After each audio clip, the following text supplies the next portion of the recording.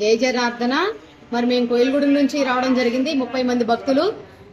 నవజనార్దనలో ఇది ఈ ఆలయం అయితే 4వ జనార్దన ఆలయము. మరి స్వామివారు చాలా చక్కగా ముస్తాబయ్యి ఉన్నారు. అసలు ఆ కన్నుల పండగగా ఇక్కడ తిలకించడం జరిగింది. స్వామివారి దర్శనం బాగా జరిగింది. అలాగే గుడి కూడా చాలా ప్రశాంతంగా ఉంది. మరి రథోత్సవం కూడా జరుగుతుంది. రథాన్ని కూడా చాలా బాగా ముస్తాబు చేస్తూ ఉన్నారు. మరి కోరిన కోరికలు తీర్చడం కోసం స్వామి ఇక్కడ నారద మునితే ఏర్పాటు చేయబడి ఉన్నారు, వేంచేసి ఉన్నారు. అయితే భక్తులకందరికీ కూడా ప్రతి శనివారం 4 దర్శనాలు, 4 ప్రదక్షిణాలు చేసి, మరి 4 శనివారాలు 4 ప్రదక్షిణాలు చేసి స్వామివారిని దర్శించుకున్నట్లయితే కోరిన కోరికలు తీరుతాయనేసి బాగా ప్రతీతి. సో మేము కూడా అందుకే వచ్చాము చాలా దూరం నుంచి. జై శ్రీకృష్ణ, జై శ్రీమన్నారాయణ.